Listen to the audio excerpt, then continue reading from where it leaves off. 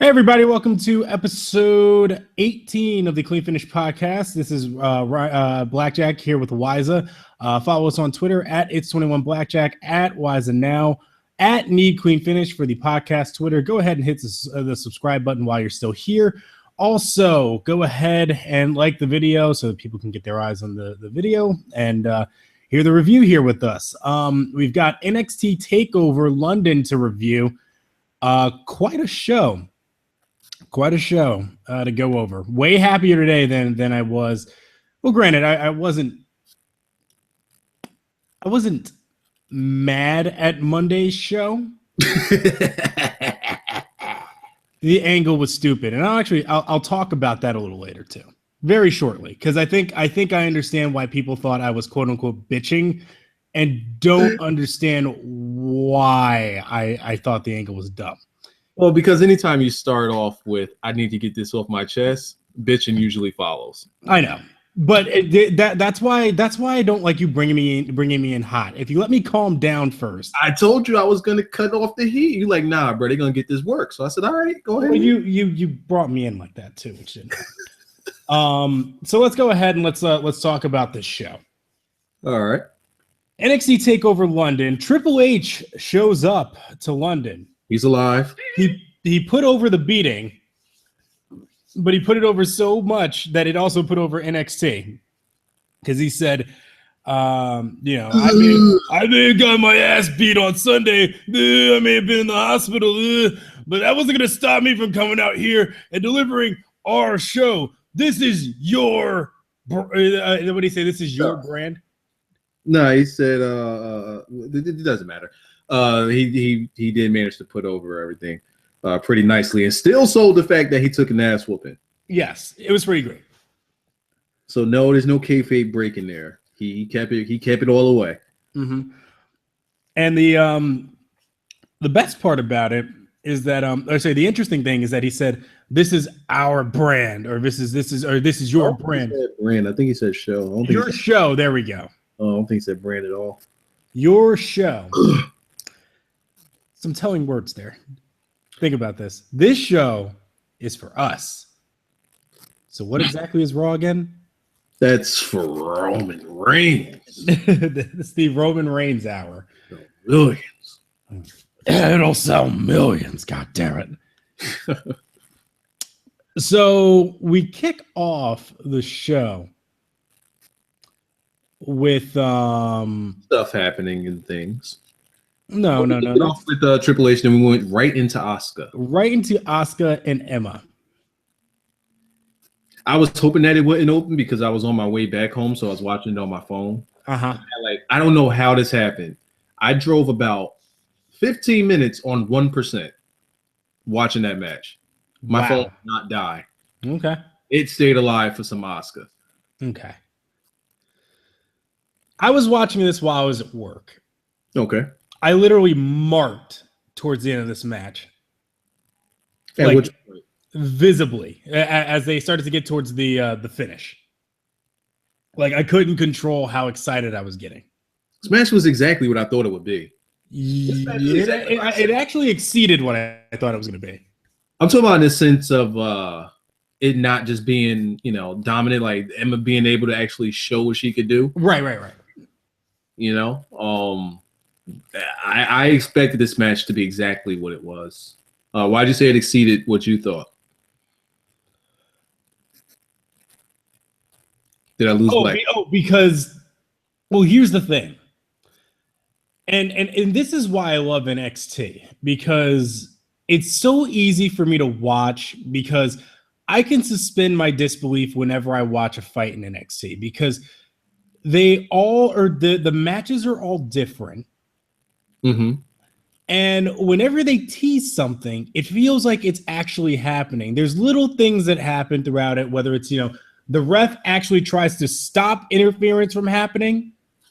Okay. Or it's the way that they react. It feels, people use the word organic too commonly or too frequently and don't use it correctly.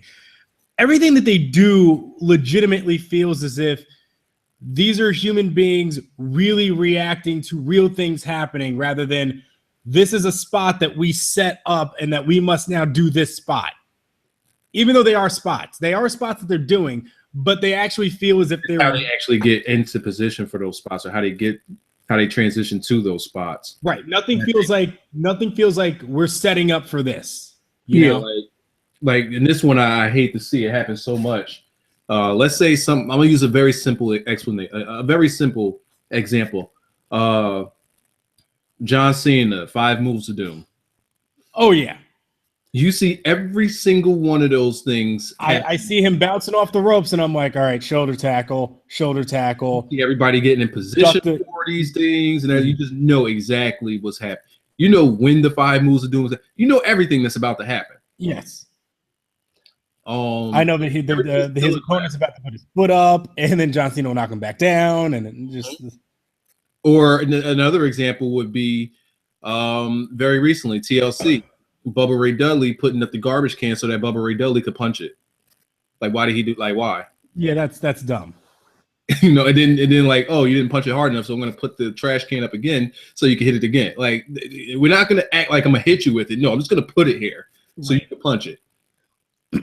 Yeah, NXT does not have that problem, which goes to show. This is what the main roster is missing. It's the ability to just wrestle different matches. And for, clearly for faces and heels to be just that, to be faces and heels, to be bad guys and good guys that you cheer, and bad guys who legitimately do try to cheat to win. Mm-hmm. This match was kind of the epitome of it. I think this is actually my favorite match of the entire show. Shame it had to go on first. Good opener. Oh, it was a great opener. So how much time did they give him? A good amount of time too. I can actually check. I want to see how much time this got, because it felt like it went on for about 15 minutes. Yeah, because I remember when we was doing the prediction, I was saying I hope that they get 20, but then I said that they'll probably get about 12, which is still a good amount. Right. They got exactly 14 minutes and 58 seconds. So 15 minutes pretty much. Perfect. It was a good match. I mean, Asuka and Emma were trading back and forth. I mean, Asuka's hip attacks are out of control. I mean, she throws her ass. That one she threw when she ran off the apron? Yo. Woo! I felt that one. Mm-hmm. I felt that one. But not to just put over Asuka here. Emma was great as well. Emma was excellent. After Asuka hit all her moves, and then Emma went off and just started hitting all her offense, when she trapped her in the dilemma, and then was running wild, and then just like throwing herself. Like it was great. I love this match. I like both of their selling too. With the except Asuka kind of lost me on the selling at the end, but then again, it was a part of her Hulk up, so I get that.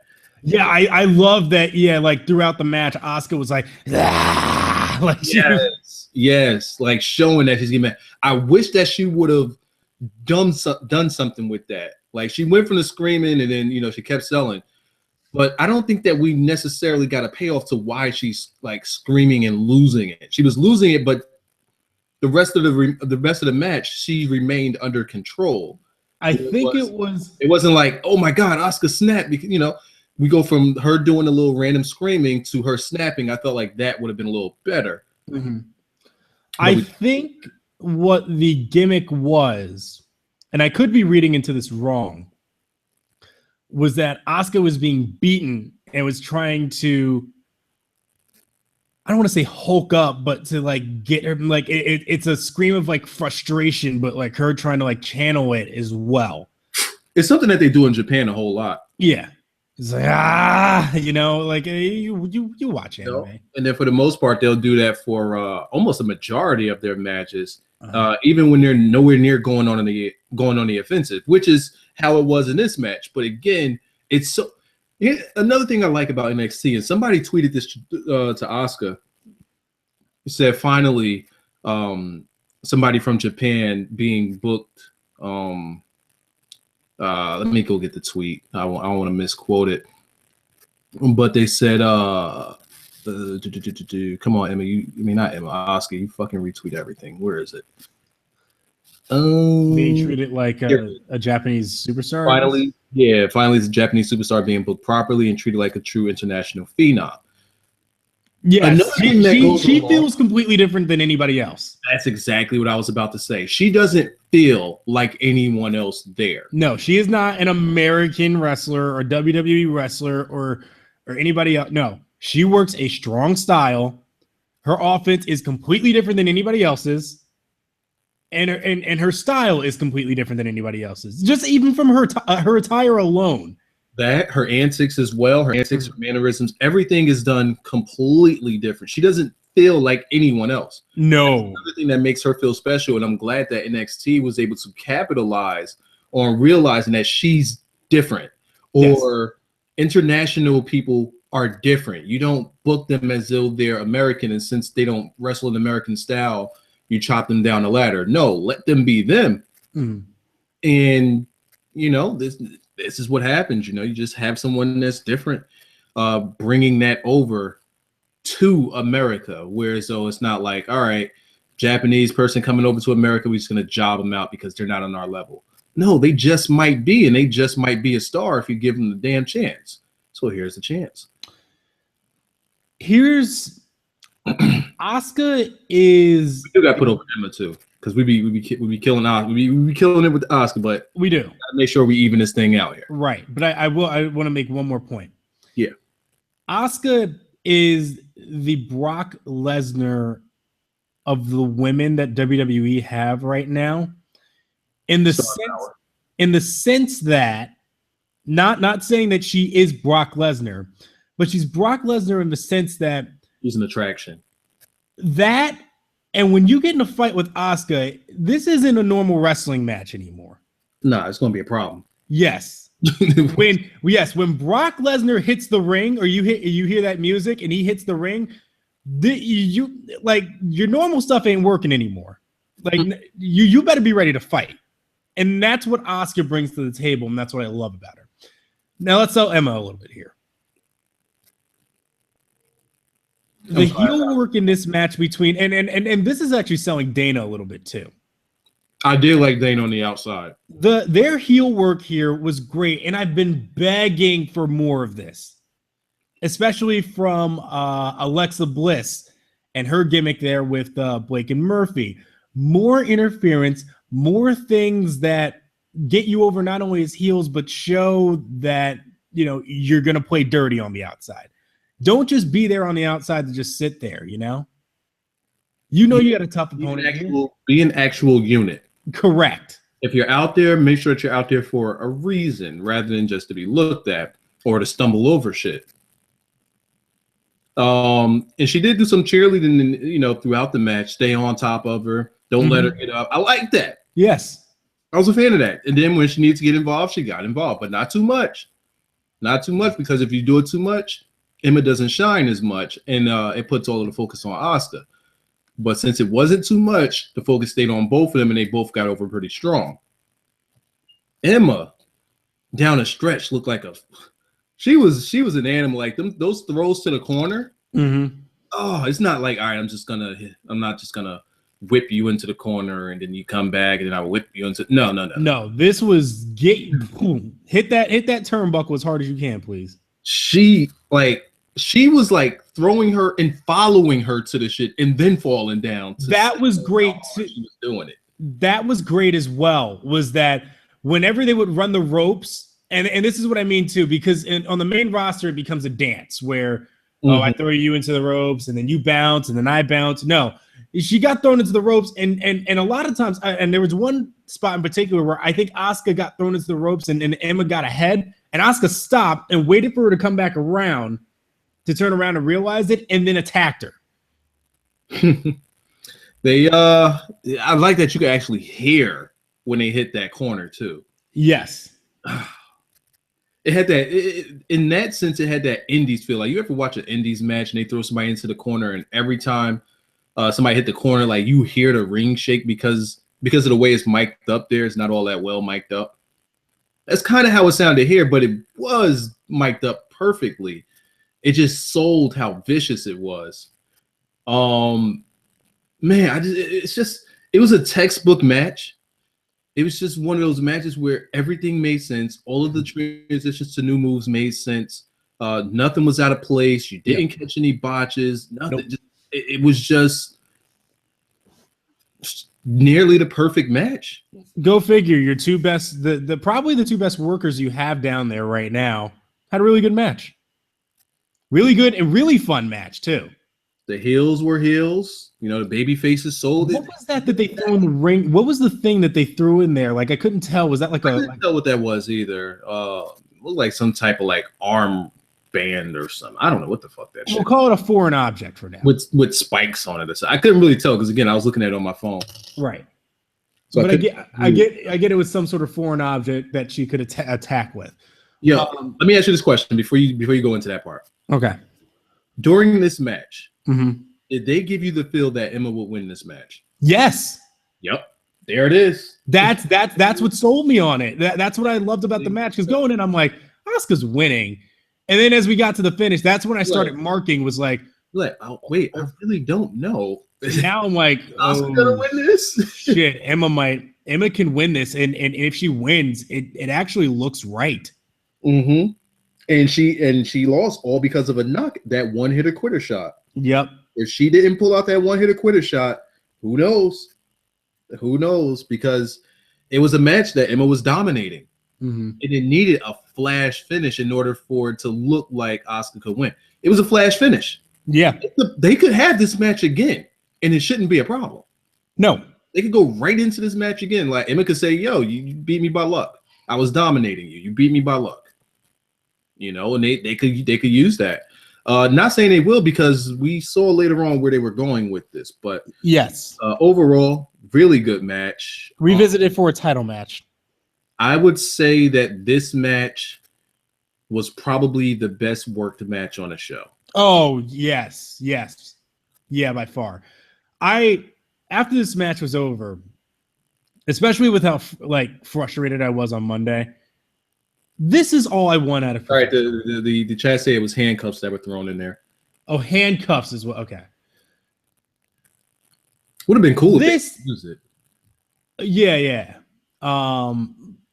But hey, you know, and NXT, maybe they'll use it down the line. Yeah, who knows? This is all I want out of professional wrestling. This right here. It doesn't always have to be like down the line perfect, but this is all I want. Good storyline going in, and then they have a match, and the match matches everything that happened, or not everything that happened, but seeing what has happened in that storyline is what caused them to go to such extremes in this match as well. Because they knew damn well, oh shit, I can get killed with a kick like that. Yeah, we're gonna need to get on the same page. Up late too. They brought it up late in the storyline. You know, to sell like, all right, what else is you don't know? Like, all you think that Asuka has is the Asuka lock, but just before the show, a week before, they show you, nah, this ain't the only way we're gonna finish you off. They just so happen to show that flash kick. So now when you see it in this match, when she hits it, you know she's not kicking out because it just knocked someone out. Yeah. So you know that's the finish. So don't be surprised by it. Now you're dominating this match, but just in a split second, boom, I can knock you out. Which adds another layer to Asuka. Yep. So they had the ref bump. Dana tried to help him out with the, I guess it was the handcuffs. And Asuka snatched it away from her. I didn't know if Asuka was actually going to hit her with it, but I don't think she was. I think she was either, I couldn't tell. But I think the intention was that, oh, you were about to hit me with this, and the ref saw her, and the ref almost, you know, they do the spot where she has to plead with the ref. No, I didn't do anything. I didn't hit her. And then Emma tried to take advantage and roll her up. Nope. Kick to the face, bang, Asuka lock, and she taps. Did she tap out or pass out? I think she tapped out. No, I think she just pinned her. I don't think there was a lock. There was a lock earlier that she managed to get out of, I believe. Hold up, I'm on it right here. Let me. Okay, yeah. Look. Oh yeah, it's a pin. Okay. Because yeah, I don't see the word submission here. So. Yeah, it was a flash knockout. I'm just clicking around to. Oh, this is the pre-show. Oh, let's see no damn pre-show. Asuka and Emma both absolutely great. This was my favorite match of the entire show. Love this. And it's the opener. Mm-hmm. Afterwards, we had Dash Wilder and Scott Dawson versus Enzo Amore and Colin Cassady. You know what was the weird thing? A lot of people, I think we were both on the same page knowing that Dash and Dawson were going to win this match, correct? Absolutely. The funny thing is that there's no way that they lose this match. Right. The funny thing is that I keep hearing like fans and other people talk about it, and they're like, this has got to be Enzo and Cass's big chance. Why? And everybody was so... That's my one question. Why? Well... Why would this be their chance? This, and granted, I agree with you, but at the same time, this may be a credit to how NXT booked them. And this is what, and this is something that maybe WWE can learn in terms of how to book challengers and how to book champions and how to set them up so that it actually looks believable that, hey, maybe these guys are supposed to win. And then when it happens the other way around, it's like, oh. That's what we call heat. Yes. The baby faces were booked. They were booked fiery. They were booked like they were pissed off. That don't mean that they could win. No. You could be as mad as you fucking want. You run into a team that could beat you, they're going to beat you. Right. So they booked them proper. They booked them properly here. They let them take their heat. Sorry, they let the heels keep their heat. And then sure enough, when they came back, they laid out their message and they made you believe, yeah, they can win this. The thing that's being sold with Wilder and damn it, now I can't say his name. Dash and Dawson. Dash Wilder and Dawson here. Scott Dawson. The thing that said Dash Wilder and Dawson. Just cut off his first name. You got a problem me cutting off the man's first name? Yes. That guy's first name. Okay? Okay. All right. The thing that's being sold here by Triple H himself is simple. Hashtag no flips, just fists.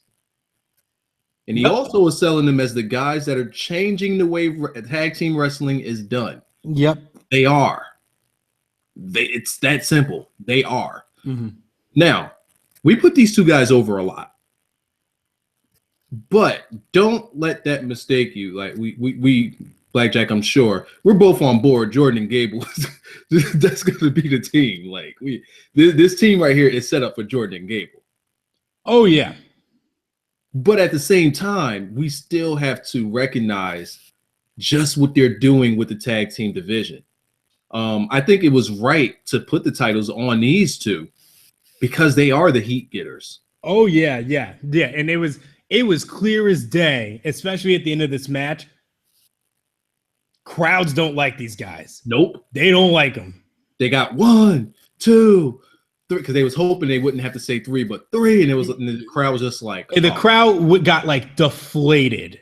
The crowd was hot from the Asuka match. Crowd was hot during Enzo and Cass getting that fiery, getting that good momentum. And as soon as they lost, the crowd was just like,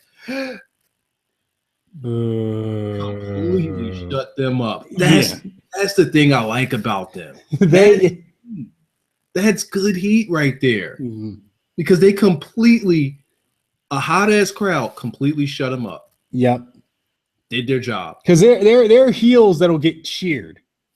Mm-hmm. Or like the crowd will be like, oh yeah, good match though. No, these guys will absolutely kill you. Like the crowd goes dead. That's why I love, like, some people are like, I don't understand why this match is going so long. The one where they killed those two jabronis. Just to fuck with the crowd. Yes, that's all it is. Just to fuck with you people. This ain't about the jobbers. No. It's to fuck with y'all. Mm-hmm. Oh, you want to be hot tonight? Nah. No, you ain't. No, you ain't.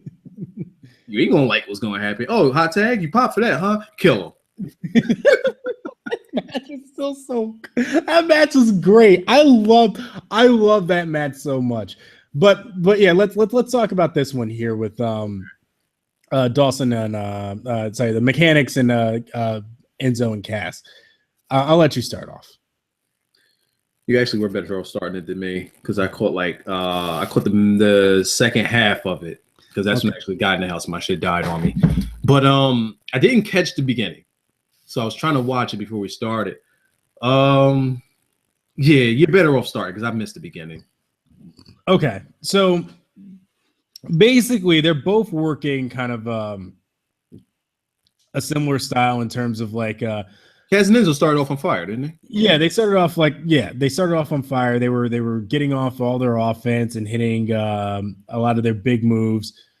And they were just fired up, not really playing to the crowd like how you doing. No dancing or anything here.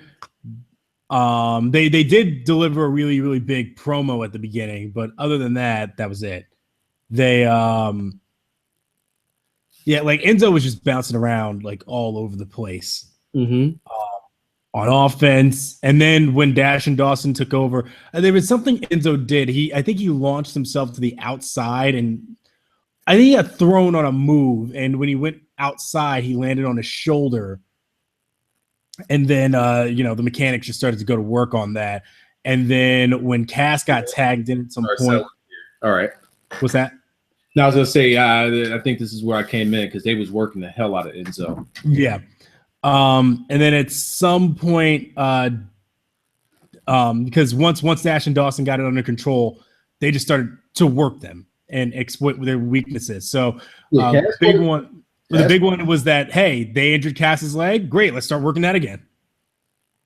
Yep. Take out his legs. Nah, you can't because Cass is on fire. Yes. Cass came in on fire, and then like the mechanics they working a little bit, but they realized like, no, this ain't enough. Yeah, they hit that chop block, and then it was over.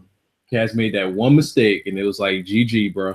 Mm-hmm. But no, it wasn't over. No, because because Cass almost got pinned, and who is dead on the outside and comes in and makes a daring save, but Enzo freaking Amore.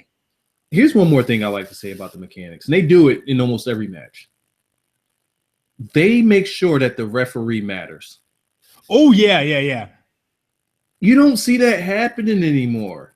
Mm-hmm. The referee matters in these matches. One example I had, like, if there's a spot in particular I'm thinking of, and I can't think of it right now. It was the pin. It was the pin when they were setting up for the pin, but he wasn't the legal man. Oh yeah. Because what happened is typically people sit there and they'll argue with the ref, or the ref will just probably miss it. They never miss it in a mechanics match. They never miss it. No. So there was that spot where I think Cass got tagged or Enzo got tagged in, and then for some reason the ref got distracted. So Dash and Dawson legally tagged each other out, but the ref didn't see it. So when they went for the pin, and I think Enzo's dead, the ref goes, "No, you're not the guy who's legal." And they go, oh, he didn't see the tag. Argue with him. Didn't argue with him. Yeah. Oh, he didn't see the tag. Great. No, get in here and pin him, and let's get this over with.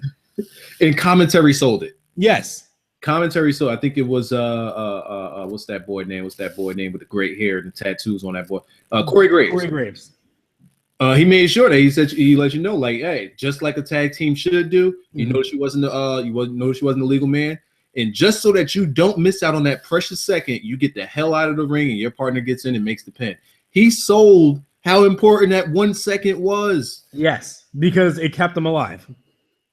You don't see teams doing this. Like I said, they'll sit there and argue with the ref and waste precious time. No, these guys know all the time that's taken off. All the time that they sit there arguing with the ref, all the time they sit around bullshitting, that's time that the other tag team can recover. They don't want you to recover.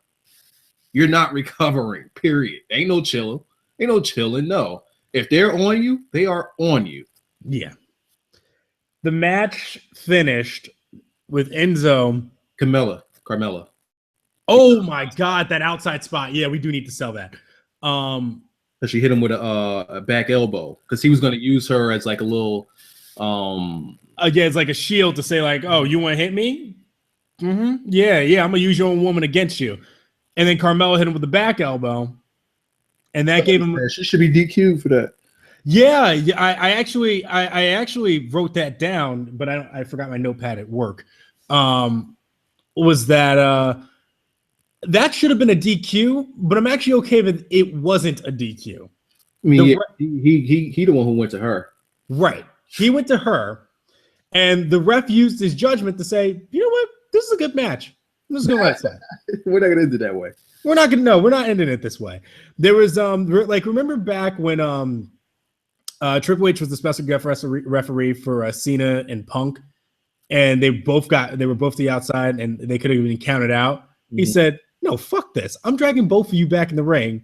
We got a match to do. Ain't nobody got time for a count out. We ain't doing this bullshit." Yeah, you made me want to go back and watch CM Punk. God damn it. So yeah, just so then they get to the finish after he used Carmella.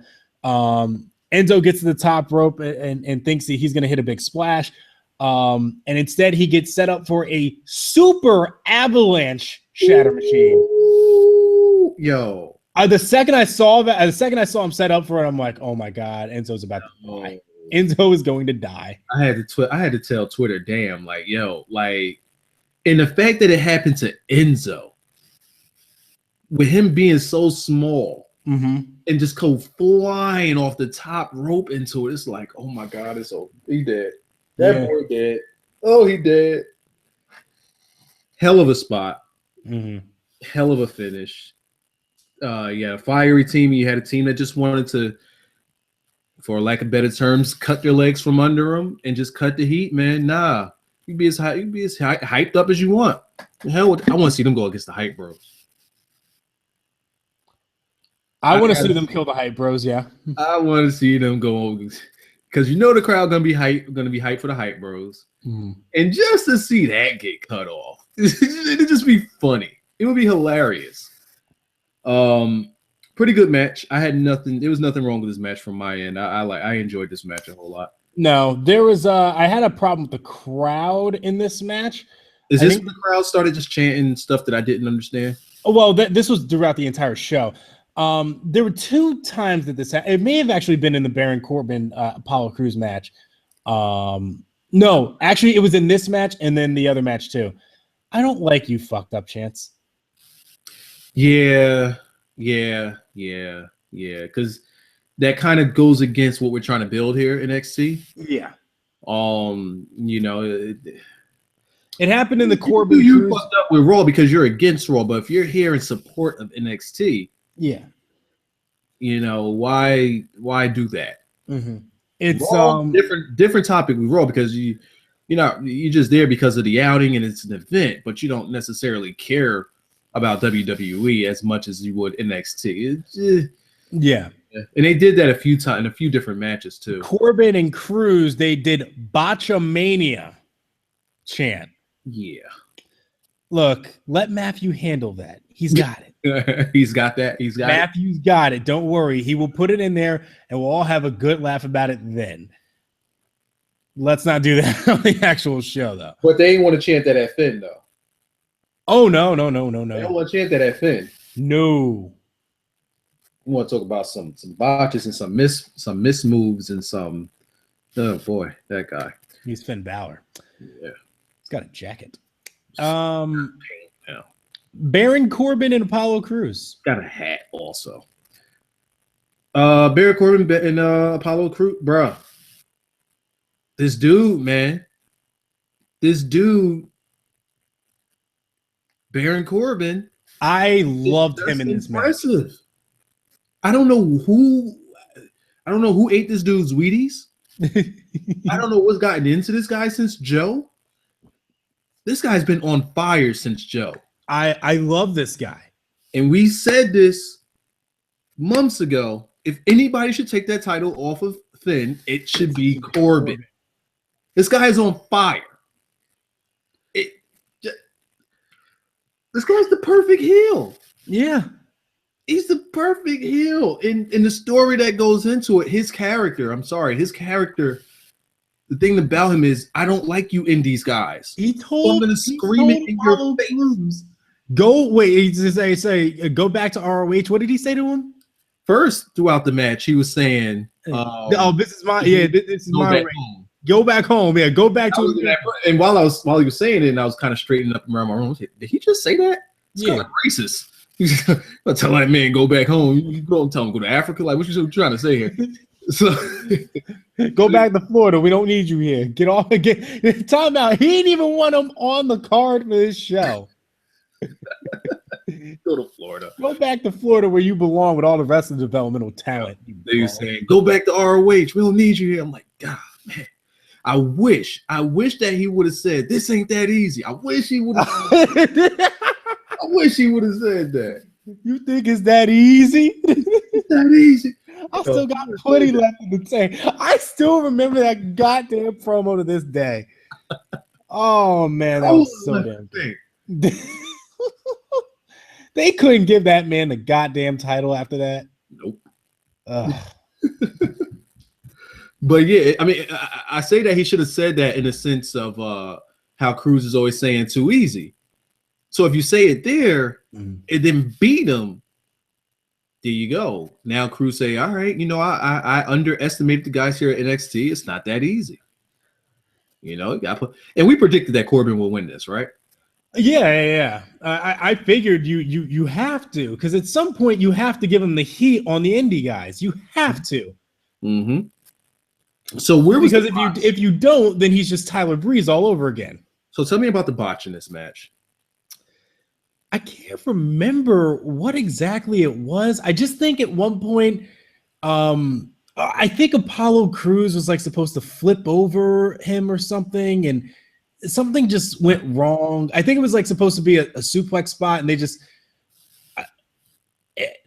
weren't they weren't set up properly enough to actually do the move, so they went to something else. And I think I can't remember what it was to save my life. I'll have to go back. Or you just don't remember the spot? I don't remember the spot exactly. That's the thing. I had notes and I rushed. I just went to the network and I just seen Kaz launch Enzo over the ropes and onto the mechanics outside. I mean, he launched him. Oh yeah, launched him over the ropes. All right, so I'm gonna look for this spot while we go over this. Same, me too. And so yeah, just Corbin through this match. I know that I've said this before. He really does remind me in terms of how he works in the ring. He just reminds me of Taker. Yeah, he does. He does. Bit different cadence. It's like if you would say this is Taker's offspring. Yes, I'd believe it. So it's like Taker, like a new age type of Taker. Yes, it's not Taker to a T. No. Yeah, he still has Taker's same move set almost, even down to the punches. You ever look at Corbin's punches? Yeah, that's the big standout for me. Taker's punches. The big boot, that's Taker's boot. Like just the way he does these things is how Taker did them. If you would compare him to any type of Taker, it would be American Badass Taker. Yeah, that's the one. I'm looking at it right now. He's mushing Corbin's face while I'm watching 99 Taker right. On the network because I'm going back to the Attitude Era stuff. He's not that Taker. he's about like 2003 and after Taker. And he makes every move count. Also, he's pretty methodical and slow about what he does, but he makes sure that everything he does is impactful. Everything, all his punches connect. Everything he does actually has an effect on who he's going against. This guy just he gets it.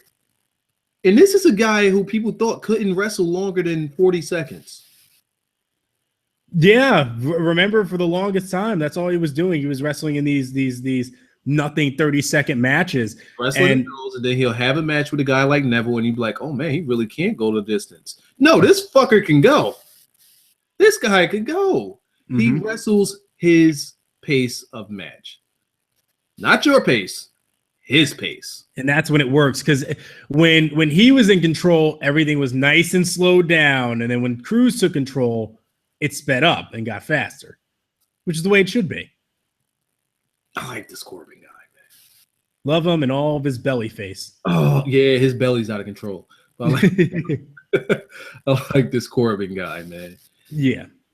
As for Cruz did, Cruz sold for like he sold for him like crazy. This was his match to sell. And here's the thing: normally when you got the heel dominating the match, the babyface made the comeback and then they go home. Babyface made the comeback and then the heel got to come. He got right back on top of him, and then it was over. Yeah, they did the tease for the end of days, and Apollo Crews getting out of that was insane. That's what he does. It's nice. I see the spot. What was the spot? Tell me what it was. So Corbin has him between his legs, and then he picks him up to I guess to go for like let's say who used to do this move? Let's say he's setting him up for the Razor's Edge. The same setup for the Razor's Edge. Okay.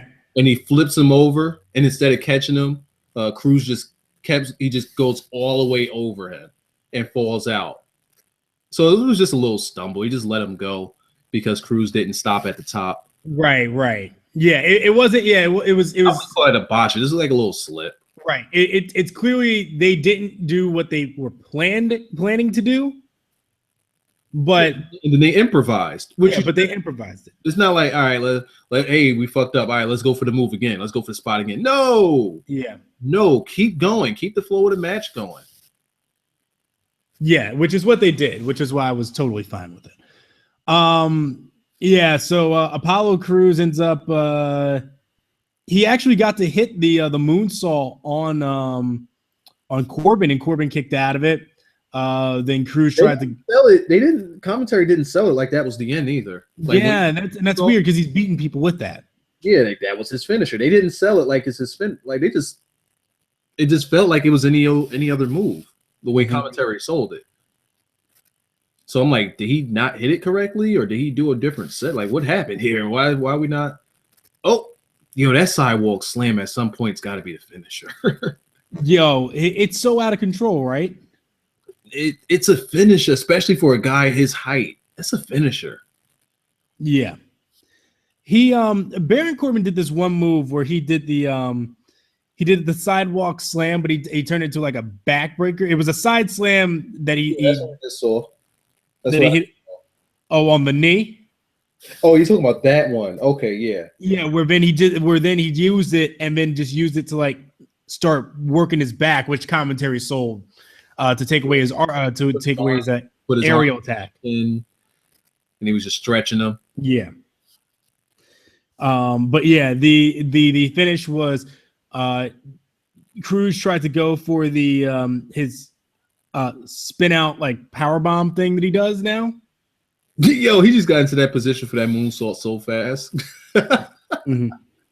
Because he flipped out of the end of days. That's insane, by the way. You flip out of this shit. Yeah. Dude did a backflip out of his end of days. That was nuts. I actually saw the botch. Yeah, I see what it is. Yeah, so what it is it was just the backslide. Corbin just slipped. That's it. No big deal. But yeah, he countered out of that power bomb, hit him with the end of days. Dude, the end of days is way more versatile than I thought it could be. I'm listening. In the way that it's almost like the RKO in a few ways, because you can catch him in different ways. If he's doing a move on you, you can easily transition into it. You can catch a guy into the end of days. They've done the spear into the end of days.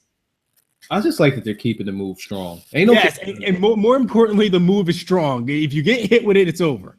Ain't no kicking out of this. Nah, we ain't gonna do that.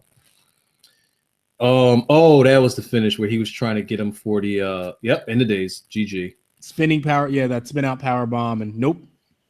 Wasn't happening. And Corbin's a big ass dude to do that power bomb too. Yeah, I was really curious. I was like, if he actually hits this. And when he got him for the end of days, I actually thought that it would be a kick. I'm like, is the match really gonna end like this? Is this it? Because I don't know. It caught him right in the middle of his comeback. Right in his comeback, he hits him with the end of days. That's why I said, his momentum right with like End of days. Oh, that's why I said the gimmick with Corbin should be that if he catches you, it's over. Too damn bad. All right, I think we spoke enough about this match. Bayley versus Nia Jax. How'd you feel about this match? Well, before that, we got Nia Jax doing the interview in the back. Oh, yeah.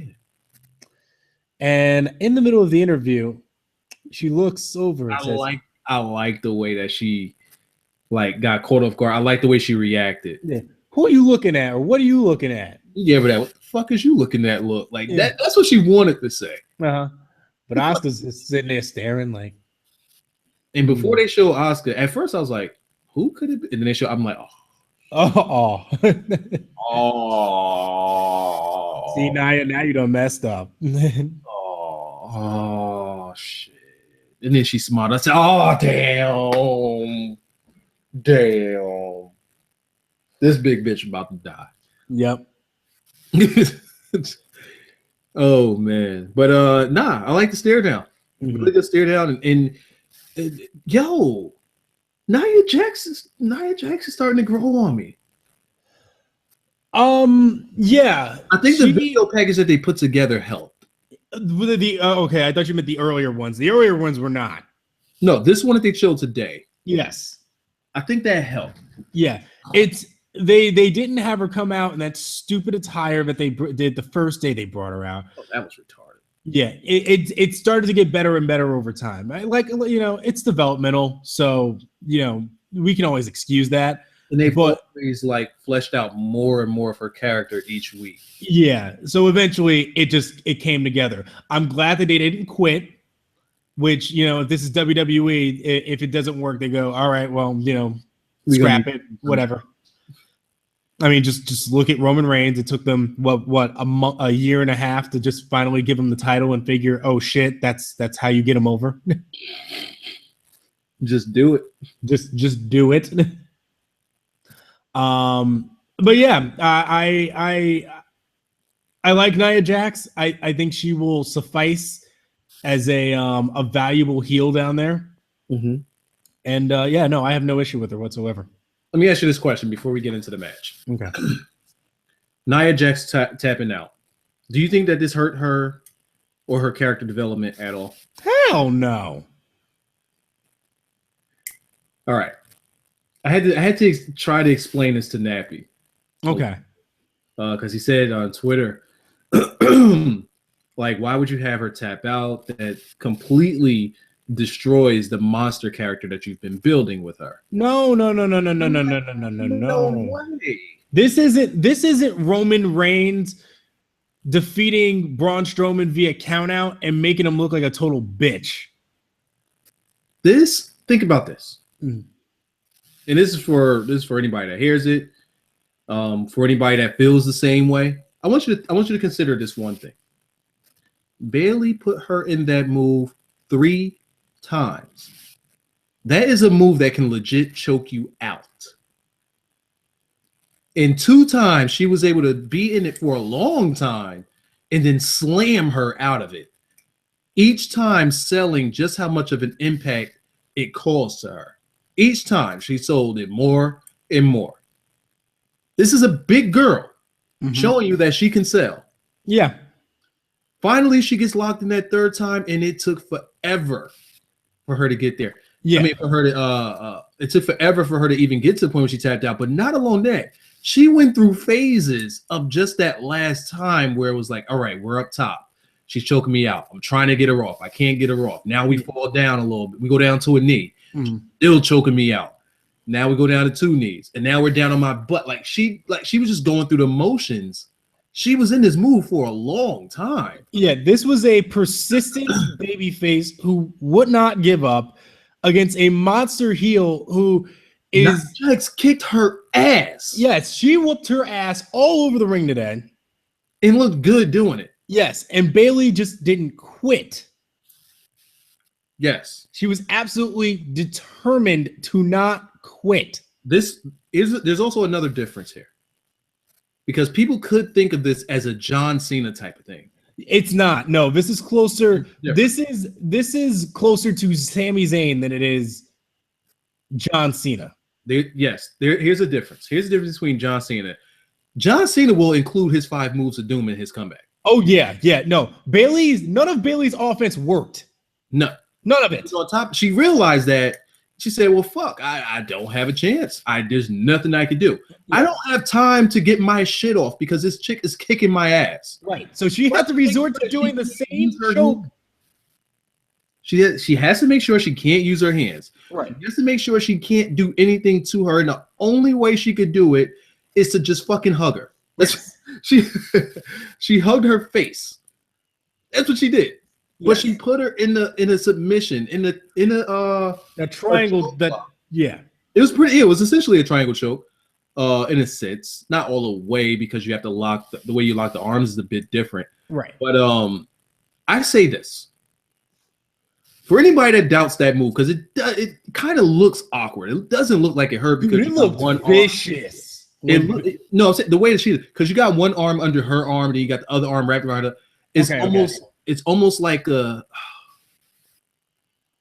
I don't want to say like. I'm not going to say that. I just want to say this. Do that move to one of your friends. Oh, yeah. You might legit choke him out in seconds. The only thing that stopped her from legit choking her out is the fact that she's big. It's the only thing that stopped her from legit choking her out. That move is devastating. I'm like, oh, shit. I'm like Nia Jax's robe here. Or gimmick there. And again, it's a resiliency thing. This isn't a comeback, 5 moves of doom, Cena won. It's not that. This is, I have nothing else left. Let me just try this one last thing. Oh shit, it affected her. Let me try it again. Mm-hmm. Oh shit, she's selling a little bit more. Let me try it again. You ever watch an MMA fight? Okay. Sometimes in MMA, if you don't get a guy, so like you may go for like a certain choke and it might not work the first time because the opponent you may like almost get it in, but the opponent will slip out. But you find what you did wrong. Well, no. What usually ends up happening is that, you've weakened the opponent a little bit because he had to fight his way out of it. Mm-hmm. And then the opponent at the same time is may have a second of like, oh, finally I got out of it. Now I got to start thinking. Now I got to start thinking of how to go on the attack. If you get them back in that hold again, you can win. Sorry, go ahead. Here's an example that can go along with what you're saying. Okay. That I would like to see used in wrestling. I don't think it's ever worked. I'm not sure if it's ever worked. I've never seen it work, but I wish it would. You hit somebody with a big move. You get them down for the pin. They kick out at 2. You go and you pin them again. And they kick out at 2. How about no? How about you just stay down? How about you stay down? Mm-hmm. Because you're using your strength to kick out of a move that you probably shouldn't have kicked out of in the first place. But you don't have any more energy. And you just wasted the last bit of energy kicking out. Mm-hmm. But if I just put my weight on you one more time, your energy's gone. I would like to see something like that used. I would especially like it if the excuse is that, all right, say they went for the pin, but it's kind of like a cocky pin. Mm-hmm. So if you just like lie down on top of the person and think, oh, I'm going to get the pin, and they kick out, but then you go and you hook both legs and like power pin the person and then get the 3 count, then yeah. One good example would be Keith Owens and Sami Zayn. Mm-hmm. Those kickouts at the end where Sami Zayn just kept kicking out even though he was dead and the ref had to stop it. Owens kept power bombing him instead of pinning him. Now, if he kicks out the first one, he gets that little kick out where it's like, oh my God, I have no energy, but my body's just going to kick out for me. And then he pins him again and he 1, 2, 3. Perfect. Mm-hmm. Or here's another sense. The bonsai drop, Yokozuna. Mm-hmm. You managed with your last bit of effort to just get your shoulder up. You don't kick out. You get your shoulder up. And then he just says, oh, your shoulder. How about I just hold your shoulders down with my hands as I sit on your chest? Now you're not getting out. And it's simple, but it's effective. Mm-hmm. And it's different. Don't know how we got into that. Because we were talking about them doing the same thing over and over, and eventually it working. Yeah. Okay. So in a sense, that's pretty much what happened. This isn't a John Cena performance because, first of all, Bayley couldn't even hit the Bayley to belly. That was completely eliminated from her offense. Nope. The story that they told the entire way through was that Bayley is trying to hit all of her normal offense, and none of it's working. She would go and bounce off the ropes and do the elbow, no. And she'd do it again, no. Do it again. She's not even like didn't I tell you no? Yeah. Like, why are you not getting it? So it was a great story that was told. It actually, I was actually okay with Bayley winning if that's the story that they told. I was okay with the way it ended. Yes, I would have preferred for Nia Jax to win. Oh, correct. Yes, I remember during the predictions, I remember saying I would like Nia Jax to win this one and just be dominant, giving Bayley no chance, and she just win. Right. We almost got that. We almost got that. I'm curious to see what they do with Nia moving forward. Well, you got. Well, I know Asuka's up next, but like, what's? I wonder what their plan is with her, because it looks like Eva Marie's no longer a part of that. Here's what I think about Eva Marie in the Nia Jax gimmick thing. There, I think one of two things, and I know which one you're going to go with. You're going to go with the second one.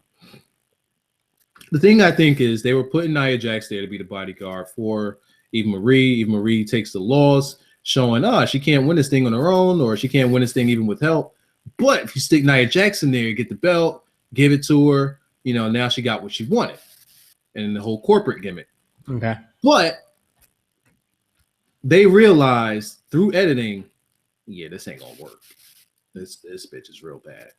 Oh yeah, no, yeah, that's exactly it. Because could you imagine if they had to put on this live show with her? Ugh. Oh God. So the whole London thing, they said, well, we can't do her with London. Nia Jax, you wrestle easy style. Go out there and do it. So what this could have been was stick Nia with Eva just so that Nia could get that heat because the crowd was indifferent about her and not necessarily booing her. But now you're supposed to boo her because she is associated with Eva Marie. And you send her in there against Bayley so that they can have this match and she gets the proper heat that she's supposed to have. Yeah, no, that's definitely it. Yeah, I figure you go with that one. Because you don't want Eva Marie nowhere near this belt. No. It's not even that. It's just, no, that's what it is. Because Nia wasn't getting the reaction that she should have been. So, but that wasn't Nia's fault, though. It's not. They never fleshed out how we were supposed to feel about her. Correct. Yeah. So essentially, what they did, I mean, it's like with Roman Reigns when they tried to rub Dean Ambrose's heat off on him. Rub Dean Ambrose's heat. Yeah, and then the heat just magically went to Roman all of a sudden. I thought you were going to say something that just rubbed Dean Ambrose's weight. What? No, no. You're going to rub Dean Ambrose's what on Roman Reigns here? So Roman Reigns, they essentially paired them together so Roman could get his heat. And that's essentially what they did here with Nia was, put them together. You see? You see? That shit only took a week. Yeah, it's just like, see? She's talking to Eva. Boo! Fuck her. You can't tell me she's not the biggest heel in the wrestling universe right now. It's so bizarre. Yeah, I can't. You could probably stick Bayley with her for a week, and she'll get uber heat. Bayley would all of a sudden, I was like, no. Yo, that's how hot she is. Mm-hmm. Eva Marie is the shit. Eva Marie is the shit. I can't believe I like Eva Marie. She is just. I don't. I'm just talking about in the sense of how much heat she could garner. Yeah. That's amazing. Not even purposely, people just genuinely don't like her. Yeah. That's glorious. If Eva Marie had the wrestling ability of like Dana Brooke, they probably wouldn't hate her as much. Yeah. That's the sad thing. If she could at least wrestle like Dana Brooke, she'd be okay. Like Brooke for the same reason at first. Yeah, but then they saw her grow in character, and they could see that she's not that bad. It's not that bad. And she gets her ass beat sometimes. So it's like, okay. So the heat that she gets is the heat that she's supposed to get. Right. They're like, oh, we're going to boo you because we're supposed to. Yes. Because I remember when I first saw Dana too, I was just like, nah, we ain't going to do this. You ain't about to push her as a top star. No, you ain't. Now I'm like, no, she's fine. She can. Oh, I see the triangle choke that you were talking about when she had her arm. And okay, she did get her the triangle choke move. Yeah.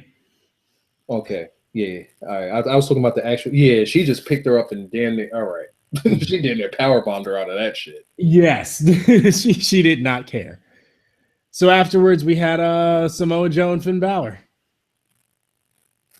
All right. So before we do move on, so we were good with the finish of this match. We were fine. Nia Jax tapping out here, not that big a deal. I think it's part of the character development. I think she goes in, realizes that it's not as easy as she thought it would be, works a little harder, and becomes a real monster. Yeah, I'm okay with that. They did that with Baron Corbin, where he had the big match against Samoa Joe, and Samoa Joe beat him, and sure enough, now look, he beat Apollo Crews. Yeah, because and it was another thing I typed to him. I said, think of it. Because he said, well, why couldn't she just pass out? That would have been a lot more beneficial for her. That dilutes the win. Than tapping out. And I'm just saying, what I said is like, well, here's one thing to consider. How many heels tap out? I mean, how many heels pass out? Pass out. That's a valiant babyface move. Yes. And that's not Nia Jax. It's not what she does. She's a heel. So if you want a heel to get the babyface over, you tap out. Babyface gets to shine. Heel has to regroup and think of another way to beat you. Right. Now, if this were like Samoa Joe she were going against, like where it's Samoa Joe and Corbin, where these are two guys who just want to beat the crap out of each other and it's a pride thing of tapping out, then yes, then there I can understand just passing out. But here you have biggest babyface on planet WWE and a monster heel. You tap. Because think about it. Anytime the person passes out rather than taps out, think of the person who put whomever that is in the move. How much do you think of the person that won the match rather than the person that passed out? You usually think of the person that passed out.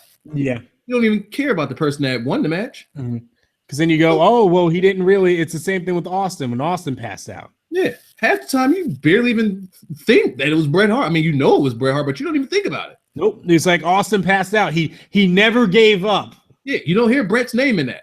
Nope. But the story is the passing out. So if Nia Jax passes out, what does that do for your champion Bayley? Nothing. She just won and moved on. All right, I'm finished with them. I thought it was a good match. I really did like Nia Jax in this one. She impressed me a lot. Bayley did well too. I shit on Bayley a lot. Bayley did a damn good job selling. That's what she did. She sold. She, oh man. What choice did she have? Bayley was great in this match. But what choice did she have? Oh yeah, no, she didn't have any other choices. Going around like a rag doll. And you know what else I like about it? Because that match felt very real. Was that Bayley didn't have a game plan going in.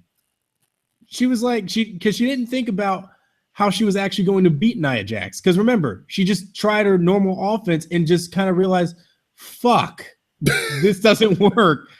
I'm here with a move that she's never used. Right, yeah. She just kind of was like, all right, I got to try anything at this point. And she was in position for that move. That was the only thing she could do in that position. Yeah. It's like when Jax is fucking her up right now. God damn. It's like real sports almost. It's like you're in a basketball game. You're playing say it's like the playoffs, right? Or you're playing like the Golden State Warriors or something like that, and they run a small. Oh, you know what? It's you remember the 2007 when the Dallas Mavericks were the number 1 seed and they went up against the Warriors who were like the number 8 seed. Yeah. And the Mavericks were stacked. They were a 67-win team that season, and they had all these big guys, and you just couldn't beat them, and they scored a lot. And then Golden State just went, you know what? We're small. Let's just run the floor on them. We can figure this out, right? Okay. We're in the playoffs. Shit. Yeah. Let's just run a small offense the entire way through and just tire them out. They figured it out on the fly and beat them. And it turned out to just be a bad matchup. That's a real sports thing. So this was a great match. Every match tonight was different, and I like that. So now we have Corbin and Joe. I'm sorry, Bálor and Joe. I like the entrance. Good entrance, yeah. Really good. Yeah. Maybe not the best, but it was good. I like the way they started the entrance too on a jumbotron there. Oh yeah. With they finally tied the Ripper into it. Yeah, you hear the footsteps, everything. You hear the chick scream. Music drops. He comes out with the arms spread, new jacket, hat, got top hat. I like it. I would have thought he would have went a bit more overboard with the paint, but kept it pretty modest today. The match. Joe's an ass kicker, yo. I bought Joe in this match way more than I bought Finn. Joe, this is the Joe that, I looked at Bayley just now, getting her in that move for the first time. But yeah, Joe. This is straight up ROH Joe or like first days of TNA Joe. This was I'm gonna kick your ass Joe. He was just I just like an aggressive Joe. An aggressive Joe that's happy to be there. Yeah. That's what I like about Joe. That's what I felt here. Finn sold. He did sell. I guess. I don't really got much on as a back and forth. We didn't get much here. And it's a little different. Essentially, what we got here was what we got in the match before. Challenger dominating. Challenger using their size advantage, different advantages here. Finn had more spark, of course. Yeah. But to me, it felt different still, even though it was almost the same type of match. Because here's why it's different. Oh, holy cow. Why? Hello? I'm here. Okay. Because, I was echoing like crazy. Here's why. Because in the Bayley match, Bayley's offense didn't work. But in this match, Finn's offense did work. He just couldn't get to it too often. Correct. So it's not like Finn had to like adjust his game plan and there wasn't a oh shit moment. And also he wasn't the underdog. No, he wasn't. No, he was the favorite. So that's also why that. Well, actually, technically, he was the favorite. I get why you're saying that. But Joe was a definite. He made him pass out 3 weeks. He was the favorite, but Joe was a threat. Correct. Whereas here, Bayley was, even though she was a champion, she was still built as the underdog here. Mm-hmm. I don't know. It's the same, but it's still different. I don't know why it's so different. Finn Bálor. It's got to be it. That's got to be it. I don't know. Finn Bálor is closer to John Cena than Bayley is. He doesn't have like 5 moves of doom, but in terms of like hits his offense, wins match. Yeah, like you know when it's over. Yeah, like it's like, all right, I see it's coming. I really don't know what to say about this match because I just need something added to Finn. Like it's the same thing I've been saying about Finn the whole time. You know, if you've been listening to us, you know what I'm going to say about this match, and I just feel like I'm on repeat when it comes to Finn. Yeah, I mean, there's nothing new that I'm going to say about Finn either. With the exception of him missing spots in this match. Oh yeah. Crowd don't want to talk about that one though. They ain't want to tell him he fucked up. You're gonna miss the corner drop kick though? Where the one that Joe was supposed to side swipe, where he didn't come within a fucking foot of him? How do you jump that early for a drop kick? A running drop kick, and what? Joe wasn't even in the corner. Joe actually came out to meet him and still couldn't get to him in time for him to swipe that away. Or what was that other spot that Finn completely whiffed on? I think it was it a flip over? I think so, yes. I can't think of it off the top of my head, but I think so. Down the stretch, and I tweeted this, that it was just getting sloppy. Joe ended up getting back on top, and he grounded it a little bit, which helped, but it just started getting – I don't know if Finn was just tired, which he had to be. He looked exhausted.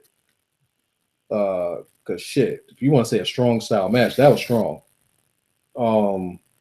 So if he wasn't hitting these moves, or if he was just missing on these cues because he was so exhausted, okay. I do like the physicality that they both sold. Finn more than Joe. Finn sold. Finn, that's one thing that Finn is good at. He does sell, yes. Finn's a damn good. He'll make you believe that he is getting fucked up. You believe it. Fatal 4-Way next week. Well, we know who's winning that one. Wait, what? Oh, no, never mind. I'm sorry. Never mind. Yeah, I don't got nothing on it. It was a good match. Don't get me wrong. Yeah. It wasn't like the match was bad. I was just more pro Joe. I think Joe just bought it. If you wanted a title match feel, and both of these guys had to make you feel like this was a title match, Joe more than Finn. Oh, yeah. Easily. I felt like Joe was going for a title. Yeah. I felt like Finn was wrestling his normal match. Yeah. Yeah, I've got nothing else to add to that. Bálor hits coup de grace, wins. Yeah, I guess they're setting up for Corbin and. How I feel about Finn. It's about time to take the title off of him. Yeah, but people aren't going to see that. People don't feel that way. I don't see why. You know what? You want to know one thing? Let me say this. Last thing I'm gonna say about it. You can still say, but I just want to put this example out there for people to understand me, because I'm not looking at the chat right now. I don't know how people feel about the way I talk about Finn. I don't know how people feel about that, because I haven't been on Finn for a good while now. But the same way that I say Finn isn't doing it for me is the same way I was telling people as soon as it started, New Day is getting oversaturated. And it took people a while, but now people see it. And I think it's going to take people a while for them to understand Finn.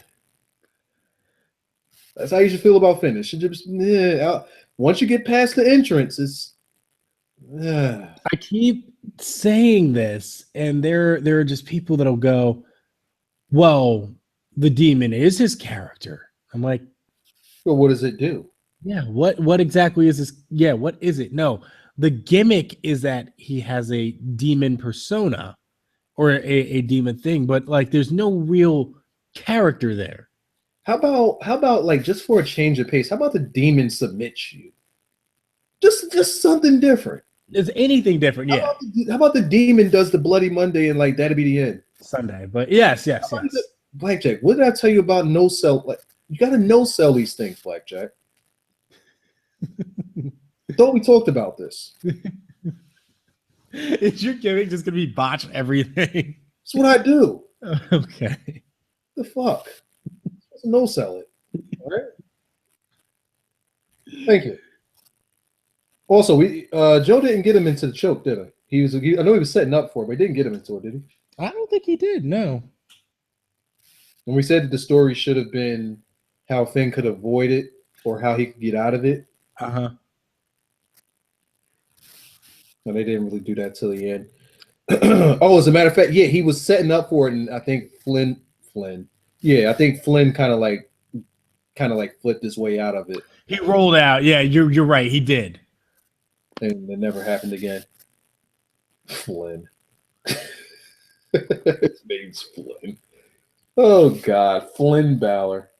Flynn Bálor. So what else are we gonna talk about here? I want to quickly. You wanted to talk about something with Roman Reigns. Yeah, the angle.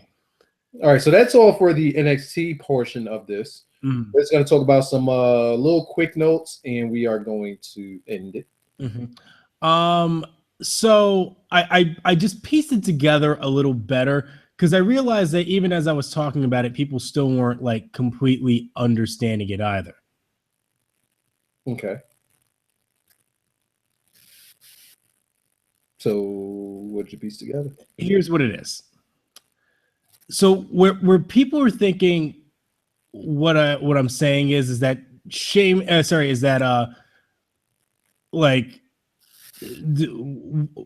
okay, I'll put it to you this way. Why was Roman Reigns rewarded last night is my thing. Why was he given a title shot? And I think people were thinking what I'm saying is that I am a little frustrated with Vince's role in it too. But I think what people were thinking that I'm saying is that Vince is just giving a title shot away. Correct. Vince did have to approve it.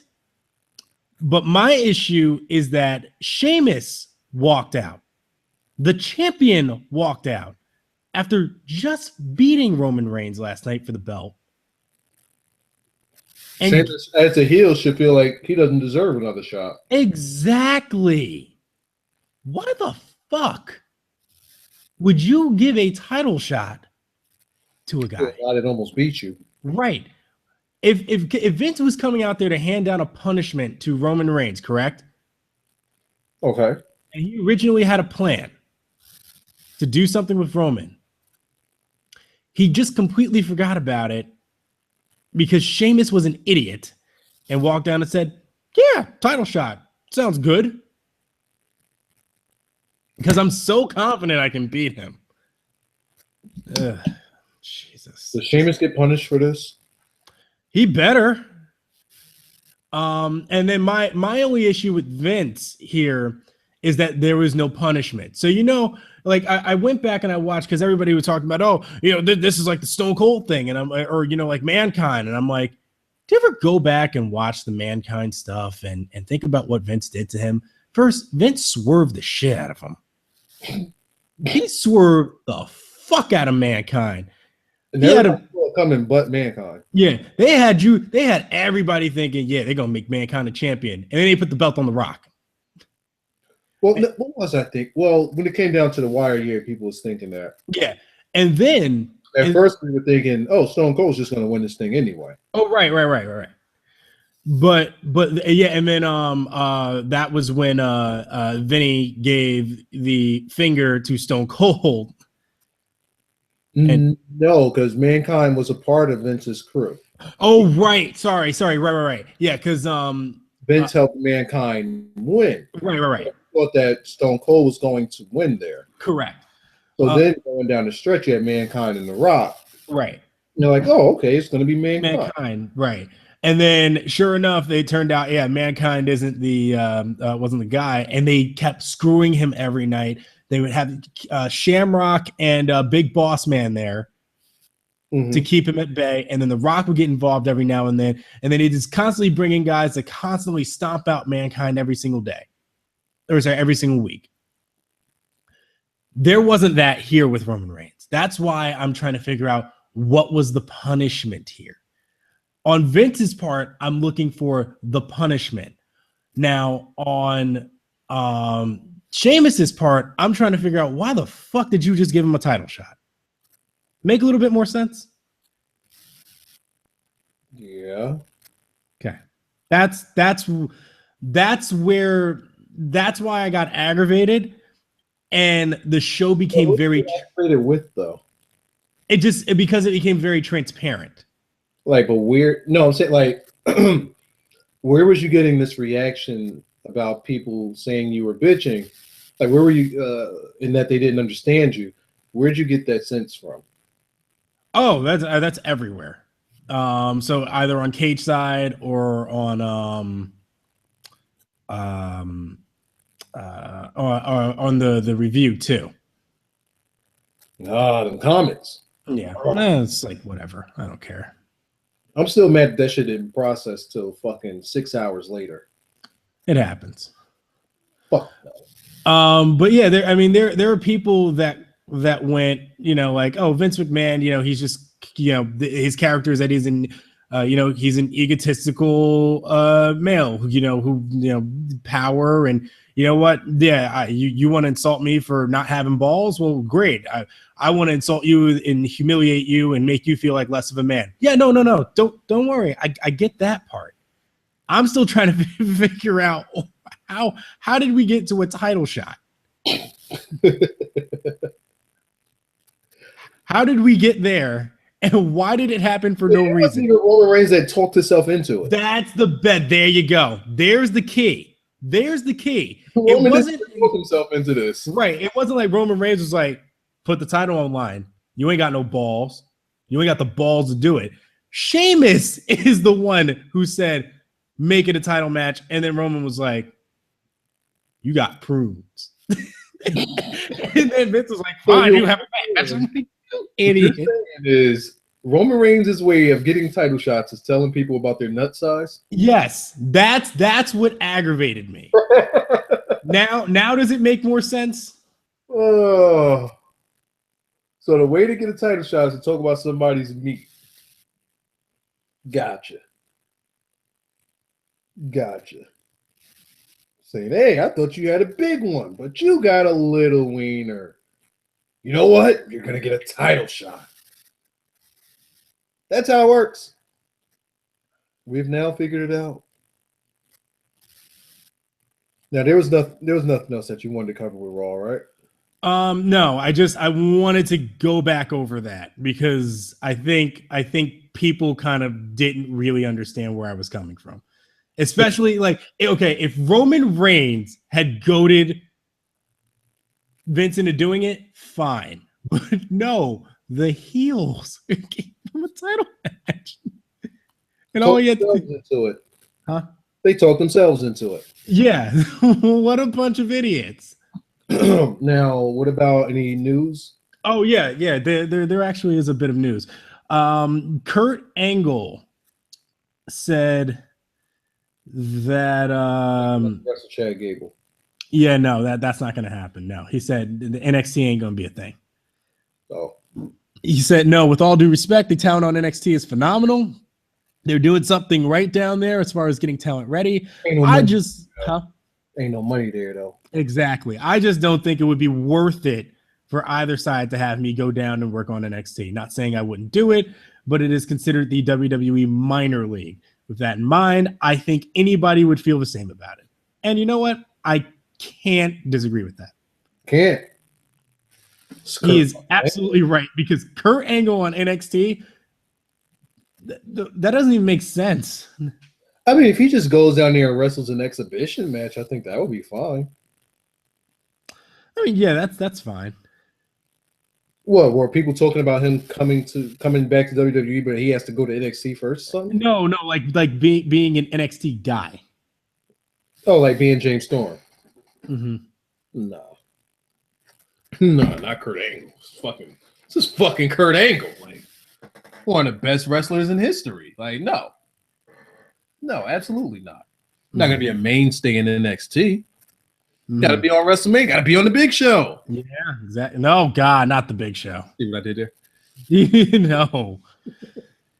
Vince Russo is being a guy. Yeah, he was on the Jim Ross podcast. I got to listen to it. Oh, he was also on the Twitter today. Oh, what did he do? When your body is your living, no excuse to not be. Once again? Yes, to not be in shape. To be a star, you have to look like a star. And because he was quoting Vince McMahon there. That's why I did the Vince McMahon voice.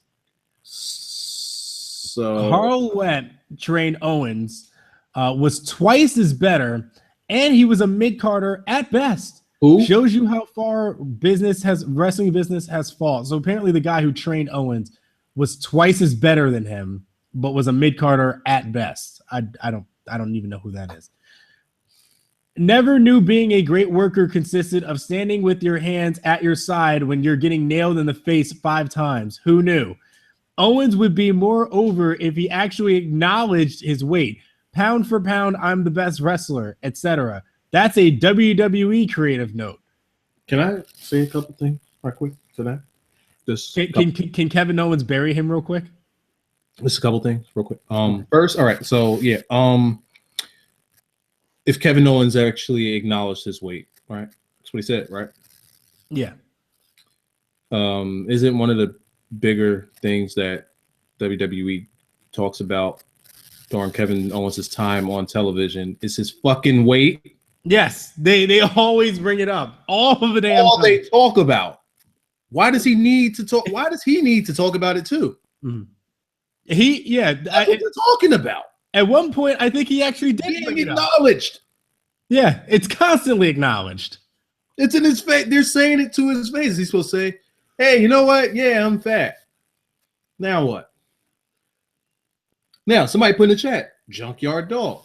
Absolutely. Did Junkyard Dog say he was fat? Did he say he was out of shape? No, he just went out there and fucking wrestled. Yeah. And was a star. I don't agree with that. What was the other bit? Something about him wrestling. What was the other bit that he said there? Owens would be, never knew being a great worker consisted of standing with your hands at your side when you're getting nailed in the face 5 times. Who knew? That's what WWE does. Yeah, that's anybody. You can look at anybody on the roster. They all do it. Yes. With the exception of Cena because he got his hands up because he's going to punch you back. But that's what John Cena does. Punch Cena away with it. Cena has no pull. But what's this boy name? Russo. We're not going to talk about anything else that Owens does. We're going to no-sell all of that, right? Mm-hmm. It's clearly a guy that probably hasn't seen Kevin Owens wrestle. No, he just sees fat guy. To which Kevin Owens just responded, "I'm very proud of the fact that I'm not Vincent." Mick Foley fat? What? Wasn't Mick Foley fat? Yeah, of course he was over fat. big time, didn't he? Yeah. Main event at best. Big Boss Man wasn't exactly like in shape. No. That's a big man. That's that big boy. But Mankind, fat guy. Mankind was legit fat. At best. WWE champion at best. I don't want to hear this Kevin Owens could be mid-card. You know what? Look. Are you gonna bury Vince Russo? He just says stupid stuff. You know, he just says stuff to just get people talking about him. He just stupid stuff. Did you hear? And then Kevin Owens responded and said, "I'm very proud of the fact that I'm not Vincent Russo's cup of tea. Quite frankly, I'd be worried if I was." That's all you gotta say. That's all you gotta say. Anything that Russo has touched over the past 10 years has gone to complete shit. Mm-hmm. Renee Young has Yokozuna. Yes, absolutely. Both of those guys. Mm-hmm. Absolutely. Dean Ambrose wants your vote for Superstar of the Year just to piss everybody off. Can't have it. Who are the nominees? That is a good question. Let me take a look. You better have Cesaro in there. Oh no, Superstar of the Year, not Wrestler of the Year. Never mind. That's different. Seth Rollins. They're not showing the list right here. Well, let's think. Who's going to be? Let's do 5 nominees. Oh, and Dean Ambrose is calling the Intercontinental Champion the championship the Workhorse Championship. Whatever. Say whatever the fuck you want. It's still an Intercontinental title. It ain't gonna mean shit. Hey! Listen, they're doing something right here at least with it. Like what? For once, because I cannot remember the last time this happened. What? For once, the champion who just won the title, the previous champion who just lost the title, is now becoming the biggest threat to the title again, and legitimately a threat. Give it some time. So I know, but hey, give it about a week. For a week. So let's come up with 5 superstars of the year. Seth Rollins. They're gonna put Cena there. You know they are. Yeah, you can put Cena there. Seth Rollins. Seth Rollins, Cena. Anybody else? They're gonna put Roman Reigns in there. Kane, the Big Show. All right, so yes, Cena, Rollins, Reigns. I guess they'll put Ambrose in there. I don't think they should. I don't think they should. What has Ambrose done this year? Oh, I mean, Kevin Owens beat John Cena this year. I don't think they could probably put him as breakout superstar. They're not going to put him as superstar of the year. Okay. Vince McMahon for his appearance last night. There you go. Biggest ovation. You son of a bitch. Include some NXT people here. Well, man, I'm not superstar of the year. God damn it. You include NXT guys. You got Asuka, Sasha. Well, no, you can't put Sasha on WWE roster. By the way, Sasha Banks not included in Wrestler of the Year, and none of her matches were considered for best match of the year. NXT anything on his stuff. What's that? Did they put anything NXT on any of this stuff? I don't know. All I know is that Sasha Banks got robbed bad. Well, if they didn't put anything of NXT on any of these things, then she did. Well, there was a year where a Sami Zayn match got put on the Slammies last year. Do it this year because again, remember what I said. Remember what I said about things changed this year, right? No. The whole thing about how this whole NXT thing might be a work, how they might be doing the whole, it just might become an NXT versus WWE thing, and it might be working something here. Well, did you hear about the new announcer that they're bringing in, Ronaldo? Okay, he talked about SmackDown because WWE just hired him. Okay, and Ronaldo's keeping his name. He used to call a lot of big fights. Yeah, I heard he was really, really good. Yes. He's actually going to be the new main announcer on SmackDown, and he said that SmackDown is going to be treated like a hybrid of WWE and NXT. I don't know how I feel about that. I don't know either. I'm kind of scared, but I'd be curious at least. I mean, again, it depends on the writers. I don't want the fucking hybrid if you don't have the NXT doing the writing. Yeah. They got to do it. WWE don't produce NXT shit, and they can't. They just can't. If you want to do a hybrid, Kevin, they can't be a part of that. They just no. Fuck it, nope. So yeah, that's why I'm very adamant about asking them on these rewards. Is anything NXT nominated? I would have to check. If not, it could be a work. Let me see. Slammy Awards. Could be a work. It's the Slammies. And that would also be why you don't see any of Sasha stuff on there, which clearly should be on there. Mm-hmm. All right, let's see. And if they do it, NXT would just walk away with all of the awards. Match of the Year, Diva of the Year, Breakout Star of the Year, LOL Moment of the Year, Extreme Moment of the Year. This is awesome. All right, let's take a quick look here. Is the Slammy? Oh, I have to watch a video. No, that's too much work. Ain't nobody got time for that. Ain't nobody got time for that. That's too much. WWE, what are you doing? Why can't you just give me a list?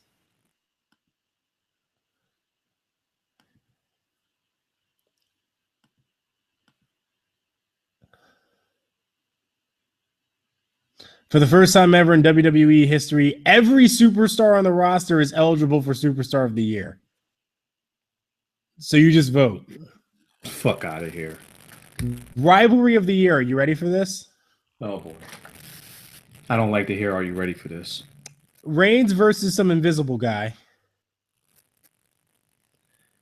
Undertaker versus Lesnar, which is already the winner. That is Rivalry of the Year, period. I mean... Cena versus Rusev. No.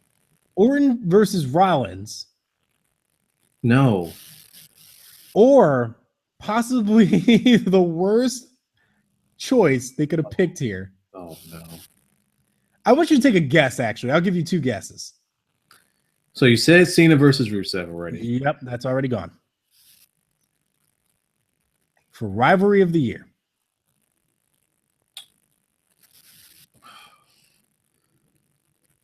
And you said it's the worst. Okay. This may legitimately be the worst rivalry of the year. This would win it.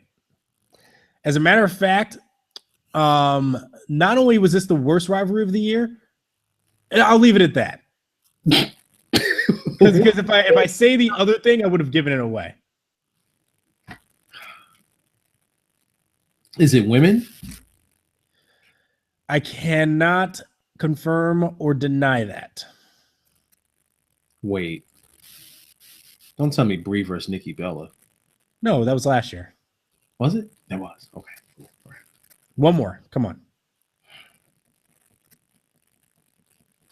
CM Punk versus Vince McMahon. Team Bella versus Team Bad versus PCB. Look, hey, fuck you. What rival? What? And what does Team Bad have to do with it? Because remember, they had that. They had that. Remember, there's nothing to remember. They had nothing to do with it. No, they didn't. I know. Just so happened to be a team. The hint I was going to give away was that they would have actually won. What is it? So the Wrestling Observer does their awards for like worst exploited tactic for promotion. And originally I was going to put the Divas Revolution until Reed Flair happened. I did see that there was another bad one. This is the last slamming we're going to talk about, by the way. I ain't talking about slammies. There's actually a category for best John Cena U.S. Open Challenge. Oh, yeah, because he has no pull. You know what? Really? Really? That's really a thing? This is worse than best AJ Kiss of the year. Yeah. Oh, you gotta remember that one. She had her tongue in everybody's mouth that year. Yeah, there was like 5 or 6 to choose from. And now we have John Cena match of the year. You know what category is better than that one? John Cena match of the year, not match of the year. John Cena match of the year. Because we will make sure John Cena wins something. God damn it! Yo, John Cena has to awkwardly come out on stage with the person too. So imagine if it's like Kevin Owens. Like, what if John Cena presents the award? Oh wait, does he present the award? You put on a good losing effort. He's a fucking shoo-in to win this one, isn't he? The fuck, really? John Cena match of the year. What? John Cena. What did they just change the award to the John Cena award? There it is. Carry on the tradition forever. Cesaro better win the shit too. The John Cena trophy goes to John Cena comes out. John Cena music hits. He comes out. I'd like to present this award today. John Cena match of the year. And the winner is, and his music hits again. John Cena. He has to say that he won. As his music hits. No. Like, what the fuck? Really? Who came up with this shit? Why? Who? No. You could have just stuck this in there with match of the year. And just picked one of them and put it as one of the matches of the year. Pick 2 of them and put them as matches of the year. You know what? This is actually a great category here. And the only reason it's great is because I completely forgot that this happened. Oh, God. We ain't talking about more categories after this. Celebrity moment of the year. And his name is... like, how does... All right, you got the Stephen Amell gimmick. Okay, but so you have John Cena one. So you have Stephen Amell dives on the Stardust. You have Jon Stewart gets on Cena's bad side. You have Wayne Rooney slapping King Barrett. That's really it. The cast of Entourage introduces Zack Ryder. Oh, boy. And here's one that you definitely forgot, and I completely forgot about too. Stephen G. Coleman Award? Kevin Owens power bombs Machine Gun Kelly off the stage. Yeah. Oh. That might win. Oh, that better win. That's gotta win. That's when Owens came in and was the shit. Yeah. Oh, he was the shit when he came in. He powerbombed all 90 pounds of him. All 6'8", negative 35 pounds of Machine Gun Kelly. Powerbombed a skeleton. I all the respect. Powerbombed your science project. All the respect in the world I gave to MGK after that night. I don't care. That was a real power bomb. Yeah. I don't. He took it on crash pads. I don't care. He hit a fucking power bomb. Why isn't rivalry of the year going to Ruru versus Lana? Ruru. Oh man. We finish here? Yeah, sure. Why not? Stuff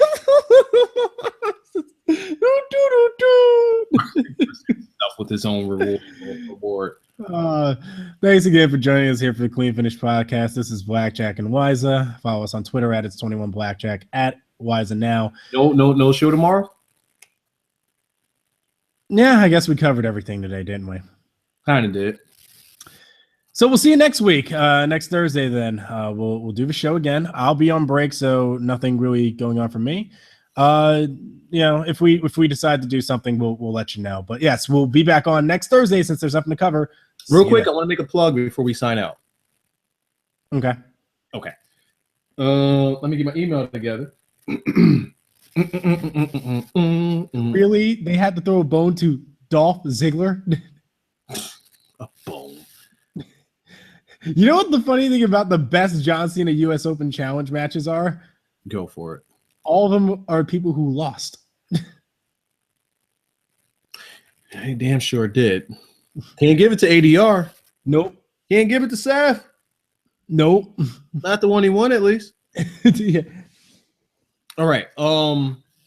So one of our viewers, we call this we call what we have here a community. And I do have plans for to get you guys more involved. Those of you who are viewing or listening, I do have some plans or some ideas to get you guys involved. And one of the ideas has come to me from his Twitter name. You guys might be familiar with him. He shows up in the chat as often as we're running this thing. Is at Fight Azor Fight. Azor spelled Azur. And what he's going to do for the show, he wants to make an attempt. He wants to give it a shot. He wants to start making funny moments for the podcast or whatever this is that we do, the show, podcast, whatever. He wants to start doing the funniest moments, little montages for us, whether it be weekly, bi-weekly, or monthly. I'm not sure. That's completely up to him, whatever it is that he wants to do. And if they're good, we're going to feature them on the channel and hopefully give him a segment with that.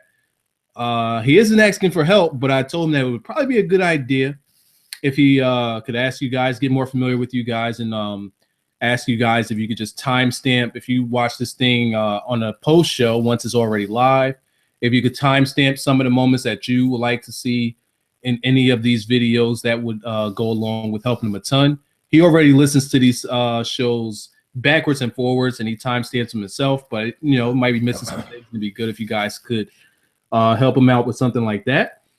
If you want to help him out with anything at all, you could hit him up on the Twitter at Fight Azor Fight, and hopefully you guys could do something together and also get yourself featured on the channel. That's all I have to close it out with.